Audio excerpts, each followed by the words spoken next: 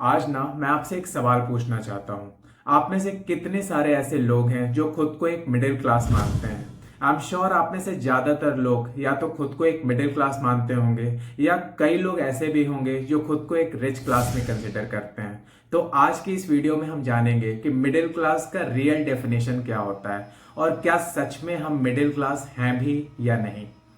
नमस्कार दोस्तों, मैं हूं अभिषेक शर्मा और इस वीडियो में हम समझेंगे कि क्या होती है मिडिल क्लास की एक रियल डेफिनेशन और साथ ही हम ये भी जानेंगे कि इस मिडिल क्लास ट्रैप से हम कैसे बच सकते हैं। तो इसी के साथ वीडियो को शुरू करते हैं।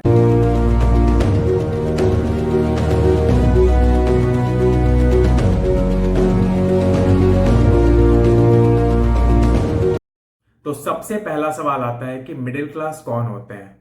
तो हमारे इंडिया में अलग अलग डेटा है, अलग अलग डेफिनेशंस है मिडिल क्लास की।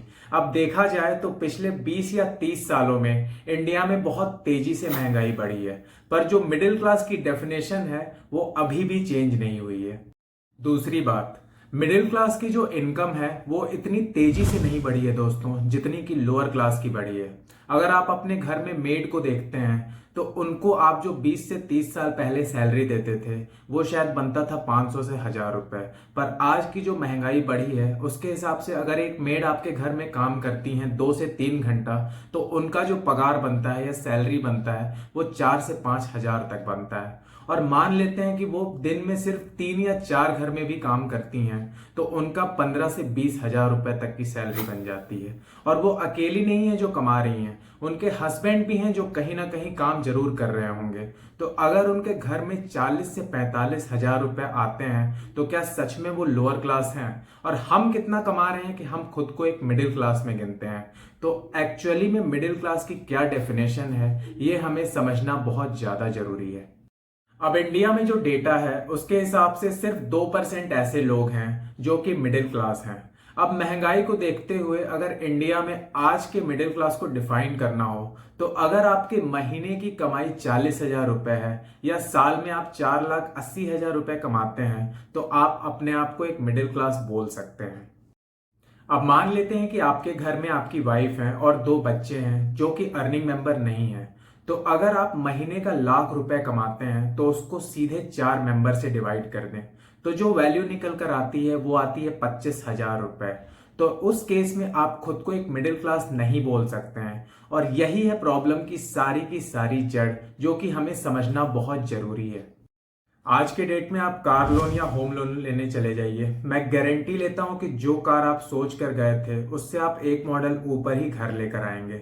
अब ऐसा मैं क्यों बोल रहा हूं, क्योंकि वहां पर बैंक वाले बैठे होते हैं आपको मक्खन मलाई लगाने के लिए कि सर आप तो ₹1,00,000 महीने का कमाते हैं, आप ना जाने क्या ही कर सकते हैं, आप छोटी गाड़ी नहीं आप बड़ी गाड़ी तक ले सकते हैं। और इस चक्कर में हम एक बड़ी गाड़ी उठा कर ले आते हैं क्योंकि आखिर में तो हमें लोन ही पे करना होता है। और इस पॉइंट पे हमें ये भी लगने लगता है कि यार हम कितने अमीर हैं। अब कुछ डेटा तो ये भी बोलते हैं कि अगर आपके साल की कमाई 6 लाख से लेकर 20 लाख तक की है फिर भी आप एक मिडिल क्लास में ही आते हैं। अब मिडिल क्लास में भी अलग अलग सेगमेंट बने हुए हैं, जैसे लोअर मिडिल क्लास और अपर मिडिल क्लास। अब आपको पता है कि सबसे बड़ी प्रॉब्लम क्या है, कि जिनको हम लोअर क्लास समझ रहे हैं वो एक्चुअली में लोअर क्लास रहे ही नहीं। अगर आप उनके घर में जाके देखेंगे तो उनके भी घर में स्मार्टफोन, टीवी, वॉशिंग मशीन और हर वो चीज है जो हमारे पास है। कितनों ने तो अपना घर तक ले लिया है, जबकि कितने सारे मिडिल क्लास ऐसे हैं जिनका अपना घर तक नहीं है और शायद वो अफोर्ड भी नहीं कर सकते हैं। क्योंकि हमें सबसे बेस्ट घर चाहिए, वो भी बेस्ट लोकेलिटी में। और इस चक्कर में हम कभी घर बनवा ही नहीं पाते क्योंकि हमारे मन में ये बैठा हुआ है कि हम ऐसे वैसे जगह में तो घर लेंगे नहीं। तो हमारे लिए वो बेस्ट लोकेलिटी के चक्कर में और बेस्ट लोकेलिटी की तलाश में जो हमारी एक इच्छा होती है, उस इच्छा के कारण हम कभी घर ले ही नहीं पाते क्योंकि वो हर साल उसकी महंगाई बढ़ती रहती है और हर साल उस घर का रेट भी बढ़ता है। दूसरी सबसे बड़ी प्रॉब्लम, कि जो लोअर क्लास होते हैं उनके माइंड में ये क्लियर होता है कि वो लोअर क्लास हैं, तो वो अपनी लाइफस्टाइल भी उसी हिसाब से जीते हैं। उन्हें अपने बच्चों को कोई बेस्ट स्कूल में नहीं पढ़ाना होता है, उन्हें अपना इलाज कोई बेस्ट हॉस्पिटल में नहीं कराना होता है। वो अपनी बेसिक नीड्स जानते हैं और उसी हिसाब से अपनी लाइफस्टाइल को जीते हैं। और मिडिल क्लास में सबसे बड़ी प्रॉब्लम यही है, हम सोसाइटी को दिखाने के चक्कर में अपने लाइफ को इस लेवल पे ले जाते हैं जो शायद हम अफोर्ड भी नहीं कर पाते थे, और उस चक्कर में हम काफ़ी सारा लोन्स ले लेते हैं जो कि हमें जीवन भर चुकाना पड़ता है। तो ये डिफरेंस है सबसे ज़्यादा एक लोअर क्लास में और एक मिडिल क्लास में। अब चलिए समझते हैं कि इस मिडिल क्लास ट्रैप से कैसे बचा जा सकता है। तो इसमें सबसे पहला पॉइंट जो आता है वो है लोन।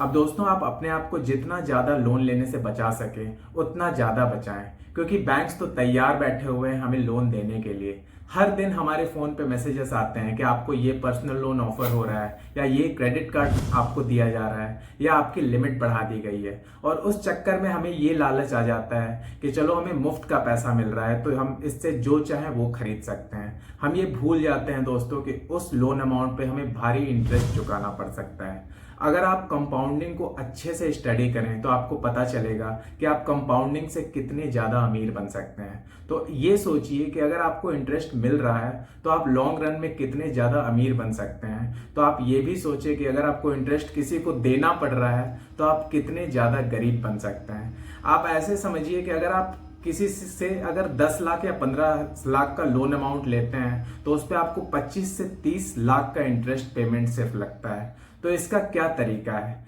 इसका एकमात्र तरीका है दोस्तों कि आप अपने गोल को डिसाइड करें और आज से ही उसके लिए इन्वेस्टमेंट चालू कर दें, ताकि उस अमाउंट पे या उस टाइम पे आप अपने गोल को पूरा कर सकें। दूसरा, शो ऑफ। अब हम में से दोस्तों ना जाने कितने ही ऐसे लोग होते हैं जो सिर्फ दिखावे के लिए बड़ी गाड़ी या महंगा फोन खरीद लेते हैं, और ना जाने ऐसी कितनी ही चीजें उनके पास होती है जिनकी उन्हें वाकई में जरूरत ही कभी नहीं थी, पर फिर भी वो इसलिए लेते हैं ताकि लोग उनकी बड़ाई करें। अब प्रॉब्लम यहाँ भी नहीं है, प्रॉब्लम तब होती है जब वो ये सब चीजें लोन पर लेते हैं या क्रेडिट कार्ड से खरीदते हैं, जिनसे उनकी सेविंग तो छोड़िए, वो पूरी जिंदगी लोन चुकाने में ही रह जाते हैं। तो इससे कैसे बचें? तो इसका बचने का एकमात्र तरीका है कि आपको समझना होगा कि आपकी जरूरत क्या है, और उस जरूरतों पे आप अपने पैसे को खर्च करें, ना कि उन चीजों पे जिन चीजों को आप सिर्फ दिखावे के लिए खरीद रहे हैं। तीसरा और सबसे इंपॉर्टेंट पॉइंट जो आती है हमारी मेंटेलिटी। अब दोस्तों, जब तक आपके माइंड में ये क्लियर नहीं होगा कि आप लोअर क्लास में आते हैं या मिडिल क्लास में, आप हमेशा से ऐसी गलती करते रहेंगे। तो आपके माइंड में ये बिल्कुल क्लियर होना चाहिए कि आप किस क्लास से आते हैं, ताकि ऐसी गलती आप आगे ना कर पाएं और अपने आप को एक डेट ट्रैप से बचा सकें।